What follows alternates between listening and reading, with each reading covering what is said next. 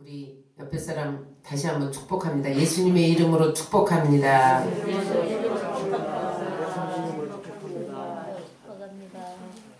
저는 오늘 에베소서 6장 1절로 4절 말씀을 본문으로 해서 부모와 자녀와의 관계가 좋아야 행복하다, 이와 같은 제목으로 은혜를 나누겠습니다. 여러분, 우리가 이 세상에서 혼자 살 수는 없어요. 무인도에 가서 살기 전에 우리는 가족과 함께 살고 이웃과 함께 살아요.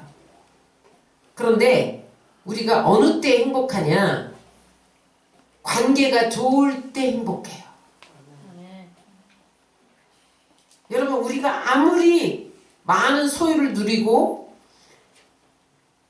또 많은 사람들과 함께 살아간다 할지라도 주변 사람들과 관계가 어그러지면 행복하지 않아요. 가정도 마찬가지입니다. 어떻게 해야 우리 가정이 건강하고 행복한 가정이 될 수 있느냐? 부부 관계가 좋아야 돼요. 부모와 자녀와의 관계가 좋아야 돼요. 형제끼리의 관계가 좋아야 돼요. 오늘 이 어버이 주일에 우리에게 주시는 특별한 말씀은 부부와의 관계만 좋아도 부모와 자녀와의 관계가 깨어지면 그 집안은 근심이 쌓인다는 거예요. 그래서 오늘 에베소서 6장 1절로 4절 말씀은 부모와 자녀와의 관계가 어떠해야 하는가?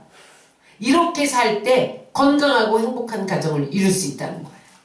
여러분, 오늘 부모와 자녀와의 관계가 화목해져서 건강하고 행복한 가정을 만드시기를 주의 이름으로 축원합니다. 먼저 자녀는 부모에게 어떻게 해야 하는가? 자녀가 부모에게 어떻게 해야 행복한 가정이 되는가에 대해서 1절은 이렇게 말씀하고 있습니다. 다 같이 읽겠습니다. 자녀들아, 주 안에서 너희 부모에게 순종하라. 이것이 옳으니라. 부모가 말씀하시는 대로 행하는 것이 옳다. 옳다는 말은 마땅하다, 그런 말이에요. 골로새서 3장 20절을 다 같이 읽겠습니다. 자녀들아, 모든 일에 부모에게 순종하라. 이는 주 안에서 기쁘게 하는 것이니라. 부모는 언제 기쁨을 느끼느냐? 자녀가 순종할 때 기쁨을 느낀다는 거예요. 그래서 여러분, 이것은 옳으니라, 당연하다, 그 말이에요.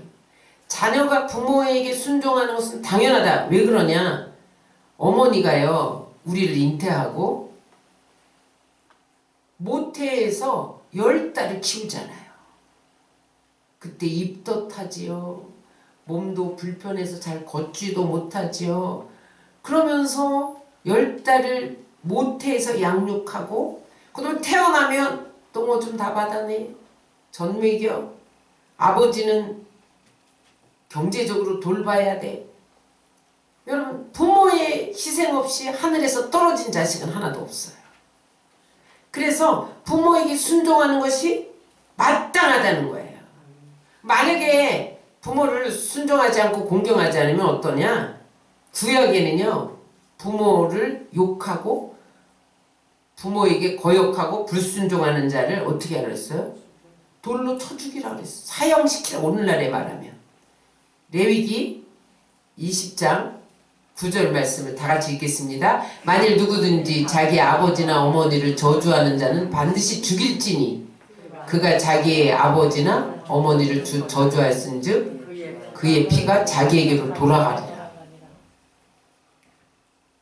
여러분, 우리는 부모에게 효도하고 순종하는 것이 마땅하고 그렇게 해야만 하는 거예요. 그러면 진정한 효도라는 무엇이냐?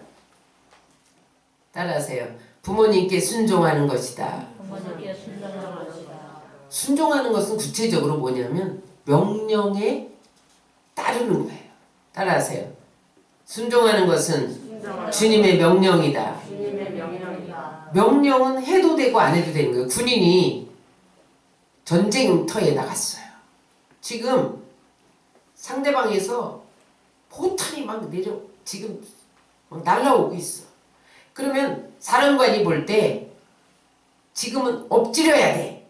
포탄이 빗발치듯 날아오니까 엎드려야 돼. 엎드려! 이렇게 명령했는데 안 엎드려! 이러면 어떻게 되겠어? 명령은 해도 되고 안 해도 되는 것이 아니라 반드시 해야 돼요.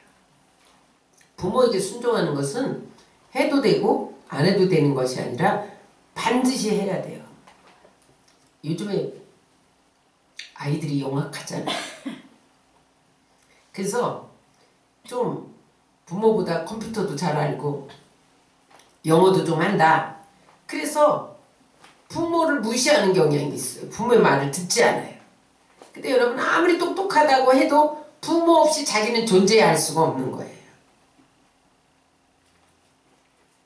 어떤 지식적인 영어를 모르고 컴퓨터를 모른다 해도 부모는 오래 살았기 때문에 삶의 지혜가 있잖아요. 그래서 부모 말을 순종해야 되는 거예요. 또한 주 안에서 순종하라는 것은 부모보다 먼저 하나님께 순종해야 돼요. 부모에게 순종해야 되는데 만약에 성경에 반하는 것을 어머니가 요구할 때, 다시 말하면 하나님 믿지 마라 이런 것은 순종하면 안 돼요. 지금 제가 전도한 초등학교 3학년짜리가 있는데 엄마가 믿지 말라는데 그건 순종하면 안 되는 거예요. 교회 가지 마라. 기도하지 마라. 저기 우상에게 절해라. 절에 가서 불상에게 절해라. 뭐 도둑질 해와라. 이런 거는 들으면 안 돼. 주 안에서 순종해야 돼요. 주님 말씀 안에서 순종해야 돼. 주님 말씀에 하지 말라는 것은 아무리 부모가 강요해도 도둑질 해와. 그건 들으면 안 되는 거예요. 왜냐면 성경 도둑질 하지 마라. 성경은 거짓 증거하지 마라. 근데 엄마는 거짓말해도 돼. 그거는 순종하면 안 되는 거야. 부모에게 순종하면서 먼저 주 안에서 주님께 순종하는 것이 부모에게 순종하는 거야. 부모 말대로 순종하면 게임하지 마라. 공부해라. 그런 말 다 순종해야죠. 그게 순종이고 또 말만 듣는 게 아니라 부모의 마음, 부모의 정신 그런 걸 계승하는 게 순종하는 거야. 아주 효자 미국 대통령 워싱턴이 있어요. 저기 화면에 나오는 게 조지 워싱턴 대통령의 사진인데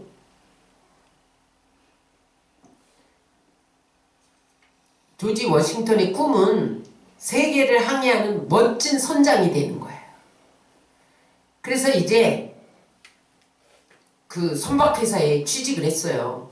그래서 이제 먼 백길을 떠나야 돼. 그래서 모든 준비를 갖추고 어머니에게 인사를 하러 갔어요. 작별 인사를 하러 갔어요.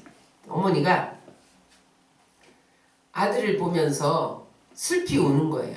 네가 바다로 나가면 풍랑이 일 때, 파도가 칠 때 내가 죽을 수도 있는데 왜 그 먼 바다로 나가냐? 응? 그러면서 한번 다시 생각할 수 없느냐? 붙들고 우시는 거예요. 그날 밤에 워싱턴이 어머니의 눈물을 기억하면서 그래, 어머니의 눈물과 내 꿈을 바꿀 수는 없다. 어머니께 순종하자. 그리고 먼 백길로 떠날 것을 포기하고 그 선박회사에 사표를 냈어요. 그런데 그때에 어머니가 간절히 손을 얹고 축복해준 말씀이 저 말씀인데 워싱턴이 저 말씀을 붙들고 살아갔더니 하나님이 미국의 대통령으로 세워주셨다는 거예요. 그 어머니가 축복해준 게 뭐냐면 부모를 공경하는 사람의 앞길은 평탄하리라. 하나님이 내게 복을 주실 것이다. 이게 어머니가 만류하셔서 이제 안 떠나기로 했습니다. 그랬을 때 어머니가 손을 얹어 축복하면서 저렇게 말한 거예요. 그래서 워싱턴이 저 말을 붙들고 다시 시작했는데 하나님이 나중에 어디까지 높여줬냐? 미국의 대통령으로 높여주신 것을 믿으시기 바랍니다. 그래서 여러분, 우리는 부모에게 순종해야 돼요. 두 번째, 하나님은 순종뿐만 아니라 공경해라. 순종은 위적인 거예요. 내가 어떤 말, 어머니의 명령, 그런 것들을 따르는 것이 순종이라면 공경은 마음으로 존경하는 거예요. 공손히 마음으로 존경하는 거예요. 그런데 그러면 어떻게 마음으로 존경하느냐? 부모가 나에게 잘 못했을 때, 여러분 부모가 다 우리에게 잘하는 거 아니잖아요. 합당치 못한 부모도 있어요. 감정적으로 대하고 폭력을 행사하는 부모도 있어요. 여러분 신문에서 우리가 가끔 보잖아요. 보험금을 타먹으려고 아이의 손가락을 자른 아버지도 있어요. 그 순종해야 돼, 공경해야 돼요. 장녀로 팔아버린 아버지도 있어요. 딸을. 제가 직접 동경에 가서 세미나 하다가, 일본에 가서 세미나 하다가 봤잖아요. 응? 근데 그 자매가 자기를 창녀로 팔아버린 아버지를 증오하면서 남편하고 가까이 가지 못하는 거야. 그러니까 남편이 이혼하자고. 남편과의 관계가 남자에 대한 증오심, 아버지로부터 그 상처받은 것이 증오심으로 나타나가지고 남편과의 관계가 어려운 거예요. 그래서 이혼 직전에 자기가 어떻게까지 얘기하냐면 자기를 창녀로 팔아버린 아버지를 용서하지 못해서 내가 무당이 돼서 혼으로라도 갚으려고 때 아버지가 돌아가셨는데 내가 무당이 돼서 혼을 끌어내갖고 막 복수하려고 난 무당이 되려고 했대요. 그런 아버지에게 여러분 공경이 가요? 그런데 오늘 성경은 그 아버지에게도 공경하래요. 어떻게 공경할 수 있어요? 나에게 생명 주신 분, 그럴 수밖에 없는 어떤 이유가 있었을 거야. 우리 아버지도 우리 부모도 그 안에 죄의 세력에 이끌려서 죄를 짓는 거죠. 자식의 손가락을 잘라서 보험금을 타먹고 딸을 창녀로 팔아서 돈을 가지고 술을 먹고, 그게 죄의 세력이 그를 끌어잡아 당기니까 그것을 뿌리치지 못하고 죄를 짓는 거예요. 그 아버지를 이해하면서 공경하라는 거예요. 그래서 여러분, 부모가 나에게 잘못한 것을 생각하면 쓴뿌리가 생겨요. 그러나 잘못한 것만 생각하지 말고 잘해주신 것을 생각하고 감사할 줄 알아야 돼요. 구체적으로 공경하는 건 뭐냐? 먼저 마음으로 하면 행동이 나와요. 공경은 내가 꼭 부모를 모셔야만 공경이 아니에요. 요즘에 뭐 핵가족 시대이기 때문에 거의 부모 안 모시죠. 요즘에는 부모 안 모시다가 부모님이 늙으면 요양원으로 보내잖아요. 거의가. 요즘에는 요양원, 옛날에는 고려장이라고 그래서 그거 갖다 버리는구나. 그런데 요즘엔 안 그래요. 직장 생활하니까 돌볼 수 없는데 어떻게 해요? 응?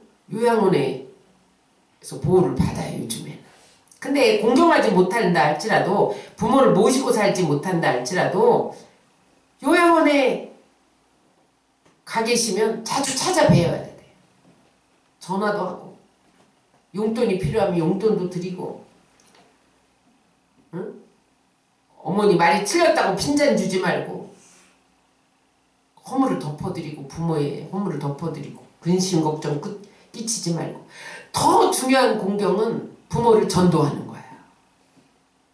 왜냐하면 이 땅의 삶이 끝나면 천국으로 인도해드리는 거잖아요. 그게 가장 큰 효도예요. 또 아이들 앞에서 부모가 공경하는 모습을 보여줘야 돼요. 어떻게 보여주냐? 남편이 자기 부모에 대해서 안 좋은 소리를 하면 아내가 시부모 편에 서서 남편을 책망하고, 응? 아내가 자기 친정 부모에 대해서 안 좋은 소리를 하면 남편이 장인 장모에 대해서 칭찬해주는 소리를 하고, 그래서 자녀들에게 공경하는 마음을 심어야 돼요. 그래서 효도는 약속 있는 첫 계명이에요. 1계명부터 4계명은 하나님에 대한 약속이라면 5계명부터 10계명은 인간과의 계명이에요. 근데 첫 번째 있어서 첫 계명이 아니라 가장 으뜸되는 계명이 첫 계명이라는 거예요. 효도할 때 어떤 복을 주시느냐 따라하세요. 범사가 잘 되고 강건하고 장수하게 하신다. 3절에 보면 이는 내가 잘 되고 땅에서 장수하리라. 부모에게 효도하면 하나님이 효도만 해 그러지 않고 갚아주신다는 거예요. 학교에서 공부를 잘하게 해주시고, 그 다음에 상관에게도 인정받게 하시고, 직장에서 사업이 잘 되게 하시고, 가정이 잘 되게 하시고, 이 땅에서 건강하게 오래 산다는 거예요. 그리고 건강하지 못하고 오래 사는 건 불행한 거예요. 그런데 오늘 이 땅에서 잘 되고 장수하리라. 건강하게 장수하는 복을 받으시길 주의 이름으로 축원합니다. 성경에 보면 효도에서 복받은 성경의 인물들이 있어요. 노아의 아들이 셋이었는데 셈과 함과 야벳이잖아요. 그런데 노아가 하루는 포도주를 먹고 술 취해서 누워서 벌거벗고 누워있는데 셈과 야벳은 뒷걸음질 쳐져서 아버지의 허물을 덮었어요. 윗옷을 가져다가 아버지를 덮었어. 허물을 가려줬어. 근데 야벳은 함은 막 떠들고 다니고 우리 아버지 얼레꼴레 빨거벗고 누웠대 막 이러면서 사람들에게 떠들었어요. 그랬더니 하나님이 셈과 야벳에게 창대케 되게, 셈은 하나님을 찬송하는 자가 되고 야벳은 창대케 돼서 오늘날의 백인의 조상이 야벳입니다. 셈은 황인종의 조상이. 그래서 이 황인종들이 하나님을 더 많이 찬양하잖아요. 함은 흑인들의 조상이. 저주를 받게 하셨다는 말이죠. 또 이삭은 아브라함의 아들이잖아요. 100세에 낳은 아들 번제로 드려라. 근데 20세 장정이니까 아버지가 번제로 드리려고 칼을 빼어들 때 아버지를 발로 뻥 찰 수도 있잖아요.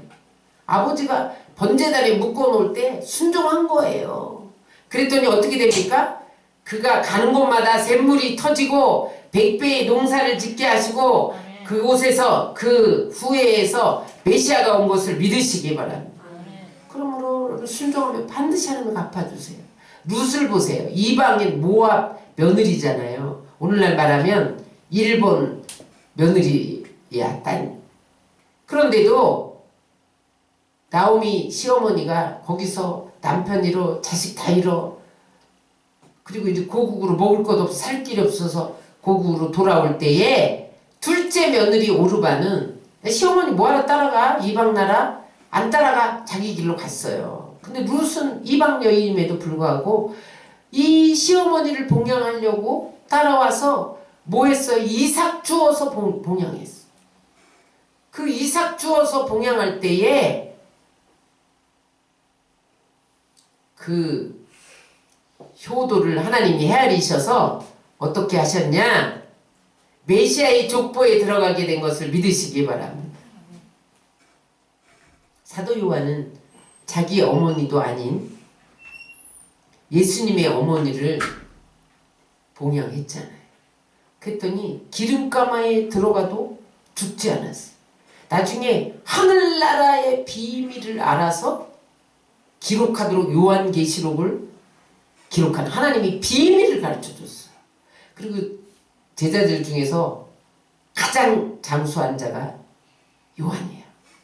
다른 제자들은 다 순교해서 죽었거든요. 사도 요한은 순교 안 한 게 자랑이 아니라 기름가마에 들어가서 이미 순교한 거예요. 근데 하나님이 요한계시록을 기록해서 마지막 때 되어져야 할 비밀을 알려주기 위해서, 준비시키기 위해서 그를 기름가마에서 살려줬어요. 가장 장수한 그러한 사도 요한이 된 것을 믿으시기 바랍니다. 여러분, 오늘 어머니의 마음이라는 나실제 괴로움 다 잊으시고, 이응열이 작곡한 곡이거든요. 근데 그 이응열 박사가 일제강점기에 음악에 남다른 소질이 있었던 거예요. 그랬더니 한국에서는 그때 우리나라가 이렇게 학문적으로 발전하지 못해서, 음악이 발전하지 못해서 그 달란트를 키우기 위해서 일본에 유학을 갔어요. 근데 그때만 해도 우리나라가 일제강점기에 얼마나 가난했어요. 유학을 갔는데 자기 작곡을 해야 되는데 피아노 없이는 작곡을 할 수가 없는, 공부를 할 수가 없는 거예요. 그래서 어머니에게 편지를 썼어요. 어머니, 피아노가 없이는 작곡을 할 수가 없네요. 근데 피아노가 그때의 쌀 40가마니 값이야. 그러니 우리 형편으로 도저히 피아노를 살 수 없으니 음악 공부를 접고 돌아가겠습니다. 그날부터 어머니가 어떻게 했냐, 그 시골에서 새벽부터 땅거미가 질 때까지 솔방울을 모은 거예요. 솔방울을 모았는데 그냥 산이라는 산은 다 뒤져서 땔감으로 솔방울을 모아다 파는 거예요. 그런데 그때 쌀 한 가마니가 얼마였냐면 13원이었대요. 근데 피아노 한 대 값이 400원이었어요. 그러면 쌀 40가마니 값이에요. 그렇게 모아서 아들에게 붙여줘서 그 아들이 음악 달란트를 살리고 성공할 수 있었어요. 그래서 지은 노래가, 그 작곡한 게 나실제 괴로움 다 잊으시고, 그 찬양이에요. 우리 한번 다 같이 한번 하겠습니다. 셀렉트 내려주세요. 이제 마음으로 애쓰는 마음, 진짜리 마른 자리 가르치며 손발이 닿을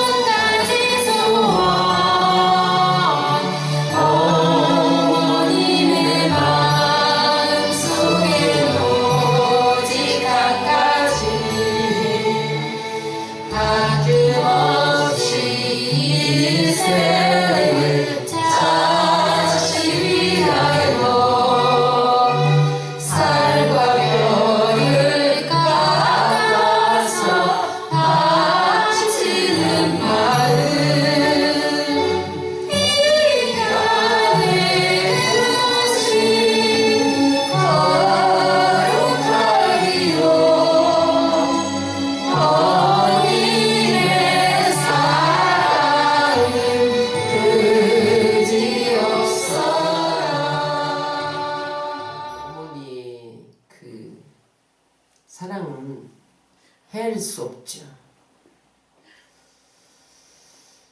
2차 대전 때 아주 세계 대전을 승리로 이끈 윈스턴 처치가 세계적인 인물로 부상될 때 그 신문사에서 어떻게 해서 이렇게 훌륭하게 됐냐, 그 초등학교 때부터 대학 때까지 모든 교사 교수들을 다 조사를 했어요.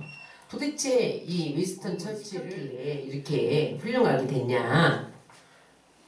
그래서 특집으로 기사를 싣고 그랬어요. 그때 그 윈스턴 처치가 하는 소리가 뭐냐면, 우리 한번 다 같이 읽겠습니다. 기 신문사에서는 나의 가장 위대한 스승을 찾아내지 못했습니다. 그분은 바로 나의 어머님이십니다. 어머니는 제 인생의 나침반이었습니다. 다른 사람들은 선생님이 얼마나 잘 가르쳤으면 이렇게 훌륭하게 됐냐. 근데 처칠이 뭐라 그랬냐면, 우리 어머님 때문이다. 어머님이 나의 인생의 나침반이고 그분이 나의 스승이셨다. 당신들은 엉뚱한 데서 스승을 찾았다. 그렇게 말했다는 거예요. 레이건 대통령도 그 어머니 날 특집 프로에 출연해갖고 어머니 사랑을 이렇게 표현했어요. 다 같이 읽겠습니다. 나에게 가장 큰 영향을 끼친 인물은 바로 나의 어머니 넬리 레이건 여사입니다. 어머니는 가장 훌륭한 스승입니다. 오늘날 우리 사회를 지탱하는 일은 바로 어머니의 사랑입니다. 어머니가 가장 훌륭한 스승이었다는 거예요. 역사적인 인물 뒤에는요, 끝없이 사랑을 베풀고 저들을 교육한 훌륭한 어머니가 계셨다는 거예요. 여러분, 어머니는 인간을 만드는 위대한 스승이에요. 여러분, 그런 어머니 되시기 바랍니다. 그럼 부모는 자녀에게 어떻게 대해야 되는가? 첫 번째 따라서, 부모는 자녀를 노엽게 하지 말아야 된다. 4절 읽겠습니다. 또 아비들아, 너희 자녀를 노엽게 하지 말고 오직 교양과 훈계로 양육하라. 첫 번째, 노엽게 하지 말라. 노엽게 하지 말라는 말이 뭐냐면, 아이들이 속으로 부모에 대해서 분을 품지 못하도록, 반항심을 갖지 않도록 노엽게 하지 말라는 거예요. 어떨 때 반항심을 갖냐? 부모로서의 권세를 남용할 때. 그리고 무능한 부모도 자녀를 분노하게 해요. 그래서 여러분, 부모는 독립할 때까지 자녀를 경제적으로 책임질 수 있어야 돼요. 무엇보다도 인격체로 대해야 돼요. 많은 부모들이 자기 자녀를 소유물로 알아요. 내 자식, 그렇게 생각해요. 여러분, 자식은 하나님의 자녀지 여러분들의 자녀가 아니에요. 여러분들은 뭐예요? 관리자예요. 하나님이 맡겨주셨어. 그래서 여러분, 하나님의 자녀이기 때문에 함부로 말을 해서 상처를 주면 안 돼요. 또 욕을 해서도 안 돼요. 내가 너를 어떻게 키웠는데 보상 심리를 가지고 그를 대하면 안 돼요. 그냥 너는 나에게 맡겨진, 하나님 맡겨주신 소중한 존재야. 나는 관리인. 그곳으로 책임을 다하는 것으로 행복을 느껴야 돼요. 그리고 자기가 못 이룬 꿈을 자녀들에게 대리만족을 느끼려고 막 재촉해서 학원을 10개씩 보내고 못하면 회초리 들고 그러면 안 돼요. 그의 적성과 소질을 살려줘야 되고, 비교하면 안 돼요. 다른 집 아이는 잘하는데 너는 왜 못하냐? 니네 형은 잘하는데 너는 왜 못하냐? 편애하면 안 돼요. 응? 문제와 뒤에는 문제 가정이 있는 거예요. 여러분, 문제와 뒤에는 반드시 문제의 부모가 있어요. 그래서 자녀를 권위적으로 함부로 매를 대서는 안 되고, 인격적으로 대하고 수치심, 모욕적인 그러한 언사를 남용해서는 안 됩니다. 길을 살려줘요. 노엽게 하지 말고 자녀들의 길을 살려줘야 돼. 그리고 자녀들을 믿어줘야 돼요. 그리고 그 허물을 같이 감당해줘요. 자녀들이 허물을 감당하고 이해하고. 그게 자녀를 노엽게 하지 않는 거예요. 두 번째, 어떻게 되냐? 주의 교양과 훈계로 양육해. 주의 교양은 주님의 인격으로 양육한다는 거야. 주님의 인격이 뭐예요? 겸손하고 온유하고 사랑이 많으시고 희생하시고 순종하시고. 주의 훈계는 하나님의 말씀, 계명으로 양육해야 된다는 거예요. 우리는 세상 것으로 어떻게 하면 세상 지식을 집어넣을까? 그래서 학원을 10개씩 보내잖아요.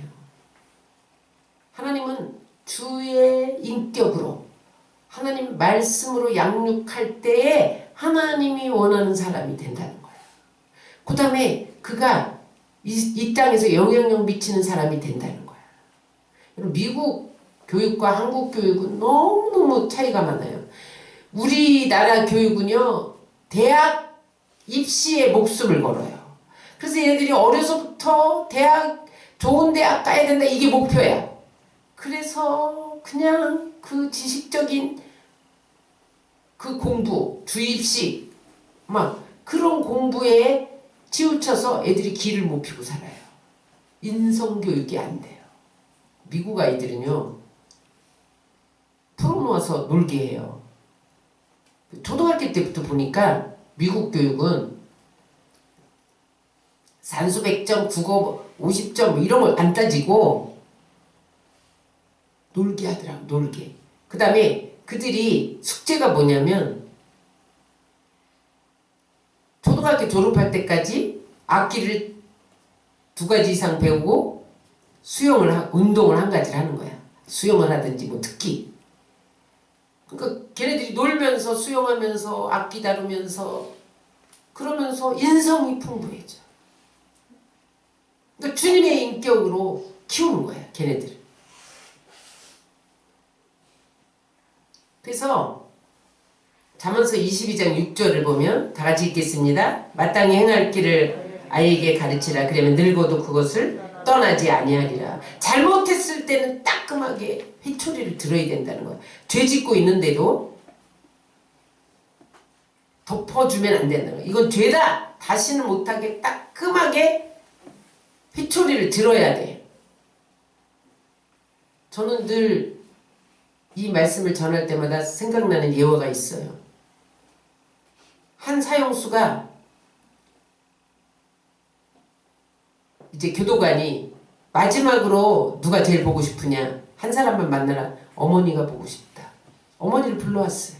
이제 잠시 후면 사형장으로 가야 돼요.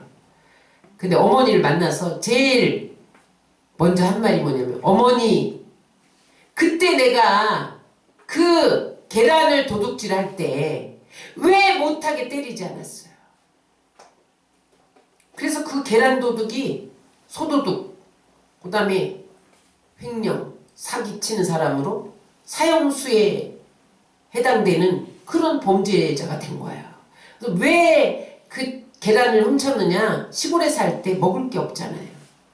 그러니까 학교 갔다 돌아오는데 배가 고프니까, 그때는 뭐 과자도 없었어요. 칡뿌리나 캐먹고 소나무 껍데기 벗겨 먹고 그랬잖아요, 우리 어린 시절에.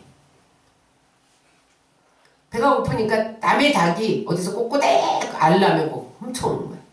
그럼 엄마가 그걸 요리를 해준 거예요. 후라이 해주고 쪄주고. 너 어디서 이 계란을 가져왔어?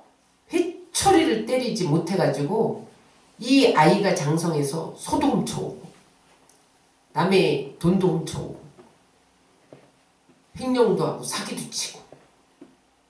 그래서 나중에 사형장의 이슬로 사라졌다는 슬픈 이야기. 여러분, 자식이 잘못하고 있으면 때려야 돼요. 그래서 이 세상 모든 것을 네 맘대로 살 수 없다는 것을 가르쳐야 돼. 잠언서 6장 20절로 23절입니다. 22절로 6절입니다. 잠언서 22장 6절 시작. 마땅히 행할 길을 아이에게 가르치라. 그리하면 늙어도 그것을 떠나지 않으리라. 어렸을 때 마땅하게 죄는 안 돼! 회초리를 들으면 늙어도 범죄자가 되지 않는다는 거예요. 잠언서 6장 20절 23절 읽겠습니다. 내 아들아, 내 아비의 명령을 지키며 내 어미의 법을 떠나지 말고 그것을 항상 내 마음에 새기며 내 목에 매라. 그것이 내가 다닐 때 너를 인도하며 내가 잘 될 때 너를 보호하며 내가 깰 때 너와 더불어 말하리니 대저 명령은 등불이요 법은 빛이요 훈계의 책망고 생명의 길이라. 훈계하고 회초리를 드는 게 생명의 길이라. 안 그러면 사형장의 이슬로 사라질 수도 있죠. 범죄자로 키울 수도 있죠. 그래서 여러분 죄는 회개시켜야 돼요. 반드시 반복하지 않도록.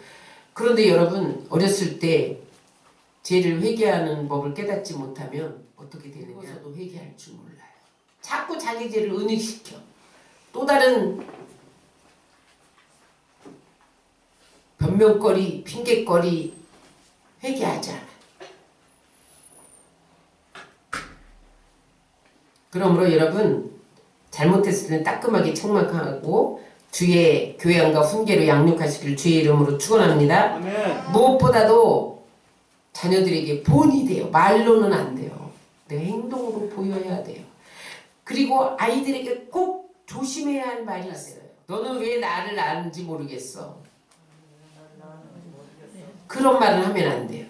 왜냐면 삶의 의미를 뺏어가는 무서운 저주의 말이에요. 두 번째는 너는 왜 다른 애들처럼 못하니? 비교해서 말하면 반감을 가져요. 그 다음에 세 번째, 내가 도대체 몇 살이니? 나이값을 하고 살아라. 정신연령을 거론하지 말라. 그러면 비관주의자가 돼요. 그 다음에 넷째, 이 바보야. 바보라는 말을 듣고 자라면 아이들이 자신감이 없어져. 다섯째, 시끄러워. 제발 엄마를 괴롭히지 마라. 이게 뭐예요? 대화를 거부하면 아이는 폐쇄적인 성격이 된다는 거예요. 그래서 어머니들이 조심해야 할 6가지. 자녀의 성격 형성과 인격 형성에 가장 영향력을 미치는 자가 누구예요? 어머니. 첫 번째 스승. 아이가 처음 태어나서 만나는 사람이 엄마잖아요. 첫 번째 스승. 그래서 늘 희망적이고 사랑스러운 말을 하면 아이의 성격이 밝아져요. 그런데 늘 이 바보야. 너는 왜 다른 애처럼 못해? 그러면 비관주의자가 되고 반감을 갖게 되고 삶의 의미를 잃어버리고 자신감이 없어진단 말이죠. 그 행복의 초대를 쓴 양은순 교수가 꼭 해야 할 말은 뭐냐? 하지 말아야 할 말 5가지와 꼭 해야 할 말은 따라서 인정해 주세요. 보호해 주세요. 훈계해 주세요. 이해해 주세요. 가르쳐 주세요. 필요를 채워 주세요. 사랑해 주세요. 아이들이 꼭 원하는 7가지 호소가 엄마 나 좀 인정해 줘. 나 좀 보호해 줘. 훈계해 줘. 이해해 줘. 가르쳐 줘. 필요를 채워 줘. 사랑해 줘. 그런 말이야. 그러니까 엄마는 어떻게 해야 돼? 난 너를 인정해. 내가 너를 지켜줄 거야. 난 너를 이해해. 사랑해. 그런 말을 계속하면서 그의 필요를 채워주고 이해해주고 가르쳐주고. 그래야 그 아이가 밝고 맑게 자랄 수 있다는 거야. 하나님 주의 인격을 닮아간다는 거야. 말씀 정리합니다. 오늘은 가정의 달이죠. 오늘 특별히 어버이 날, 지난 주간은 어린이 주간이었고 오늘 어버이날인데 딱 2가지 기억하시기 바랍니다. 따라서 자녀는 부모를 순종하고 공경하고 부모는 자녀를 노엽게 하지 말고 주의 교양과 훈계로 양육하라. 그래서 여러분 건강하고 행복한 가정 가꾸시기를 주의 이름으로 축원합니다.